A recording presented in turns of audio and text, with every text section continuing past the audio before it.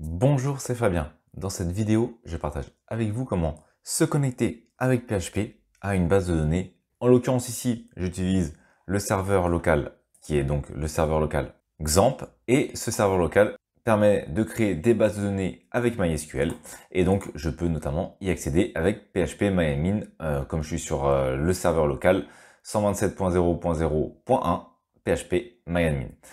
L'objectif ici de ce script, ça va être tout simple. J'ai une base de données avec un WordPress et l'objectif, ça va être d'afficher le titre de l'article et l'URL également de l'article. Donc pour ça, ça se trouve ici au niveau de ma base de données WordPress. Dans WordPress, ça va se trouver au niveau de post, donc de la table post. Et ici, au niveau de cette table, on a les différentes informations. Notre objectif, ça va être de récupérer post title, donc le titre, et postname pour la partie qui représente donc l'URL. Donc comment procéder? Alors moi je vais vous montrer comment moi je procède, après il y a peut-être d'autres solutions. L'objectif de toute façon à la fin c'est que ça fonctionne. Première chose que je réalise, moi j'utilise une variable utilisateur dans laquelle je vais stocker en fait le nom de mon utilisateur pour la base de données. Ici je suis en local, donc en local ça va être root. Si vous utilisez un serveur web, ça va être le login de la base de données qui vous a été fournie par votre hébergeur. Donc ici, il faudra renseigner le nom d'utilisateur permettant d'accéder à la base de données qui vous a été fournie par votre hébergeur. Pareil, ensuite, on va utiliser une deuxième variable qui va être MDP pour mot de passe. Et ici, comme je suis en local, c'est vide. Mais pareil, votre hébergeur a dû vous fournir le mot de passe permettant de se connecter à la base de données. Maintenant, on va arriver à la partie qui va être intéressante, ça va être la connexion. Donc cette connexion, pour ça, on va utiliser un connecteur. Ce connecteur, ça va être PDO. Donc j'utilise une variable. Cette variable va stocker en réalité la connexion. Donc ça va être new. On utilise le mot new. Ensuite, PDO, ça c'est ce qui va nous permettre de faire le connecteur. Et entre parenthèses, donc je vais utiliser les parenthèses et après les parenthèses, pareil, point virgule. Bon, je pense que vous connaissez au niveau de PHP, les points virgules à la fin également des variables. Ne pas les oublier, sinon ça ne fonctionnera pas.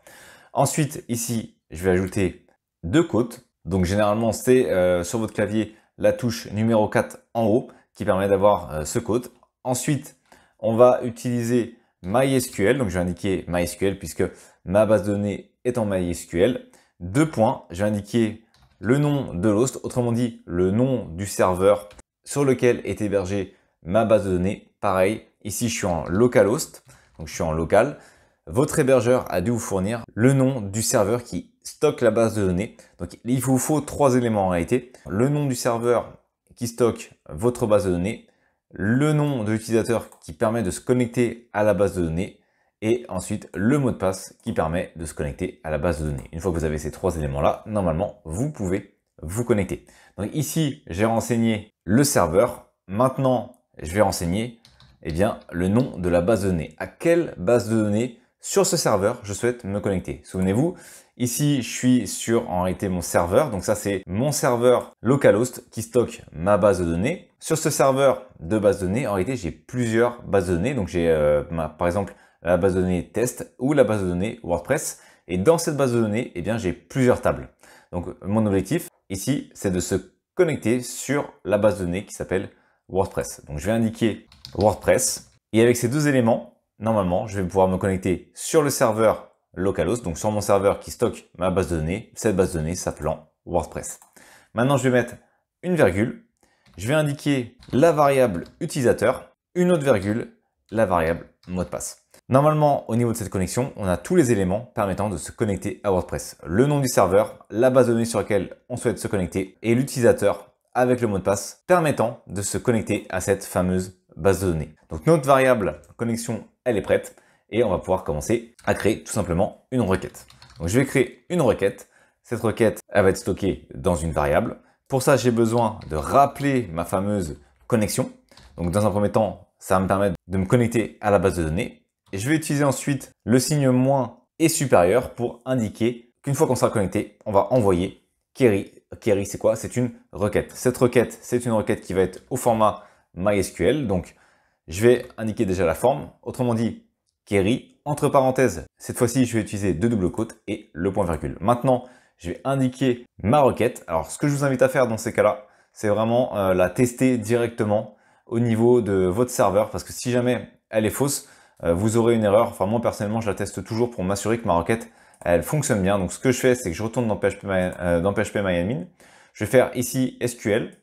Je vérifie que je suis bien sur donc ma base de données WordPress et je vais commencer à créer la requête qui m'intéresse. Donc ma requête, ça va être quoi? Ici, qu'est-ce qui va se passer? Donc il va sélectionner dans la colonne le titre, puis ensuite dans la colonne l'URL qui est dans la colonne post name, au niveau de la table post, en faisant attention que le statut de l'élément soit publié. C'est-à-dire que si il passe sur un article qui n'est pas publié, qui est en mode brouillon ou en attente, eh bien, il ne prendra pas le titre et l'URL, il ne les affichera pas dans les résultats. Donc une fois que notre requête est prête, je vais tout simplement faire exécuter et désormais, on voit le résultat que je devrais obtenir. On voit que ma requête fonctionne. Donc je vais tout simplement sélectionner ma requête et je vais la sélectionner ici au niveau de query. Donc je vais la coller ici entre les deux doubles quotes que j'avais créés spécialement. Maintenant, je vais indiquer résultat. Donc ça va être ma variable qui va stocker le résultat de cette fameuse requête. Pour ça, je vais réindiquer de nouveau requête, tirer du 6 et le signe supérieur pour indiquer ce qu'on va récupérer.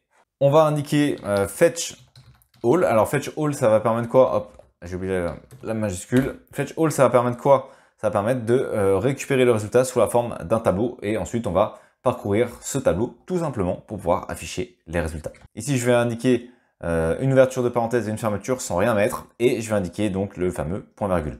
On a notre résultat qui est sous la forme d'un tableau. Et bien, qu'est-ce qu'il nous reste à faire? Il ne nous reste plus qu'à parcourir ce fameux tableau. Donc, je vais indiquer for each, donc c'est la boucle qui permet de parcourir les tableaux. Je l'ai déjà présenté au niveau de ma vidéo sur PHP et les tableaux. Donc, pour faire simple, on va aller chercher le résultat. On va indiquer que c'est une clé pour le premier élément. Et ensuite, on va indiquer variable. Ensuite, j'ouvre une accolade, hop, je ferme l'accolade et j'indique entre les deux ce que je vais aller récupérer. Donc, je vais indiquer print pour afficher le résultat. Le premier print, ça va être sous la forme du HTML. Ça va être tout simplement une balise TR pour afficher la première ligne au niveau du tableau. Puis, on va indiquer print TD pour notre première cellule qu'on va d'ailleurs refermer. Comme j'ai le titre et comme j'ai également l'URL, eh bien, je vais en faire une deuxième. Donc, je vais faire un simple copier-coller et puis on va fermer notre fameuse ligne. Donc, pour ça, il faut tout simplement en HTML fermer avec la balise TR. Donc, il faut qu'on ferme qu'on ferme la balise TR. Voilà, donc là, on est bon. Avant, bien entendu, je vais créer mon fameux tableau. Donc, je vais indiquer tableau avec une petite bordure pour que ce soit plus joli, pour qu'on puisse voir les éléments. Donc, je lui ai mis une bordure A1 avec la taille 1. Donc, j'ai été obligé de rajouter la barre devant les doubles côtes pour mettre la taille, sinon ça n'aurait pas fonctionné. Il aurait cru que c'était la fin du texte. Donc, pour indiquer que c'est pas la fin du texte, mais ça fait partie du texte, j'ai été obligé de rajouter la petite barre oblique. Pareil à la fin. Donc, je vais indiquer la fin du tableau. Hop, et voilà. Désormais, il ne reste plus qu'à récupérer ici nos différentes variables. Pour ça, je vais aller chercher dans le tableau les éléments. Donc, dans le tableau, c'est quoi? C'est résultat. Entre crochets, la clé. Et qu'est-ce qu'on souhaite récupérer au niveau de cette clé? Eh bien, on souhaite récupérer post title. Alors, pour ceux qui ne comprendraient pas vraiment le fonctionnement des tableaux, vraiment, allez voir la vidéo sur PHP où j'explique comment fonctionnent les tableaux. Vous comprendrez très rapidement pourquoi je suis en train de faire ça. Et de toute façon, vous allez voir au niveau du résultat. Et donc ici, je ferme mon code. Et normalement, ma première variable, elle est prête. Je vais en créer la même chose en bas, sauf que je vais changer. Je pense que vous avez compris. À la place de title, ça va être cette fois-ci le nom, donc l'URL. Je vais faire entrée. Hop. Et ici, je vais actualiser ma page. Normalement, le résultat devrait être exactement le même puisque c'était un test que j'avais réalisé précédemment. Donc, on peut voir ici que j'ai une erreur. On va aller voir ça tout de suite. Oui, elle est ici. J'ai oublié d'ajouter mon point virgule. Donc, je vais enregistrer et je vais de nouveau actualiser. J'ai une seconde erreur. En effet, ici, j'avais oublié de fermer ma parenthèse. Donc, je vais de nouveau enregistrer. Donc j'ai une autre erreur décidément. Donc vous voyez, on peut avoir des erreurs à la suite, donc on les corrige au fur et à mesure. Ah oui, mince, je me suis trompé ici. Donc là c'était dbname et pas dname. De toute façon, je vous remettrai les différents éléments au niveau du script. Hein, vous pourrez la retrouver directement dans la description. et je vais donc tout simplement actualiser. Et maintenant, on a bien notre tableau qui est fonctionnel. Comment ça fonctionne? Donc dans un premier temps, il va se connecter au niveau du serveur. Au niveau, une fois qu'il est connecté, il lance notre fameuse requête qu'on a créée tout à l'heure. Il retourne le résultat dans un tableau. On parcourt le tableau qu'on a vu. En réalité, ce tableau, c'est tout simplement ce qu'on vient de voir ici. Il parcourt ce tableau. Donc ça, en fait, il récupère ça sous la forme d'un tableau. Il récupère la première ligne. Au niveau de la première ligne, il va récupérer post-title. Donc c'est post-title qui se trouve ici. Donc il récupère l'élément post-title, puis l'élément post-name. Hop, il l'affiche. Voilà, donc il l'affiche ici. Et ensuite, il passe, comme c'est une boucle, il passe à la ligne suivante qui se trouvait dans le tableau. Donc c'est cette ligne-là. Il fait exactement la même chose. Il récupère l'élément post-title, il récupère l'élément name, il l'affiche et il continue ainsi de suite tant qu'il y a des éléments qu'il doit afficher. Ici, en l'occurrence, on n'avait que 2 lignes, donc forcément, il affichait que 2 lignes. Donc voilà comment on peut se connecter à une base de données avec PHP et afficher le résultat, par exemple, des éléments qu'on souhaite extraire de la base de données. Merci d'avoir regardé cette vidéo. Si vous n'êtes pas abonné, j'espère que cette vidéo vous donnera envie de le faire en cliquant sur le bouton s'abonner et en activant les notifications pour ne manquer aucune des prochaines vidéos. De plus, vous trouverez dans la description un sondage pour déterminer les prochains sujets. À très vite pour une nouvelle vidéo.